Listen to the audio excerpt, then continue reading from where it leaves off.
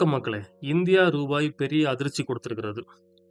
4 வருடத்துல இல்லாத அளவுக்கு ஒரு பெரிய சரிவு. டாலருக்கு எதிராக ரூபாய் மதிப்பு 93.73% வரைக்கும் விழுந்தது. ஒரே நாளுல 110 பைசா சரிந்தது. இது ஒரு பெரிய வீழ்ச்சியா பார்க்கப்படுது. இந்த சரிவுக்கு முக்கியமான காரணம் என்னன்னு பார்த்தீங்கன்னா உலகளாவிய கச்சா எண்ணெய் விலை அதிகரிப்பு, மேலும் வெளிநாட்டு முதலீட்டாளர்கள் இந்திய மார்க்கெட்டிலிருந்து பணத்தை வெளியே எடுத்துக் கொண்டு செல்கிறார்கள். இதனால் டாலருக்கு தேவையான அதிகமாகி ரூபாய்க்கு அழுத்தம் வந்திருக்கு. இந்த நிலைய கட்டுப்படுத்த ரிசர்வ் வங்கி சில நடவடிக்கைகளை எடுத்தாலும் மார்க்கெட்டில் இன்னும் நிலையாக ஸ்டேபிளாக இல்லை. பங்குச்சந்தை பாதிக்கப்பட்டது.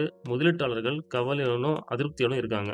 ரூபாய் இப்படி தொடர்ந்து சரிந்தால் பெட்ரோல் விலை உயர்வு, இறக்குமதி செலவு அதிகரிப்பு போன்ற பிரச்சனைகள் வர வாய்ப்புகள் இருக்கு. அடுத்த நாட்கள்ல நம்ம இனி பொறுத்திருந்து தான் பார்க்கணும். ரூபாய் மீண்டும் உயருமா? இல்ல திரும்பவும் சரியுமான்னு. ஸோ பொறுத்திருந்து பார்ப்போம் வரக்கூடிய நாட்கள்ல. இந்த கன்டென்ட் உங்களுக்கு பிடிச்சிருந்ததுன்னா லைக் பண்ணுங்க, ஷேர் பண்ணுங்க. லாஸ்ட்டா ஒரு சப்ஸ்கிரைப் மட்டும் பண்ணி விடுங்க. நன்றிகள்.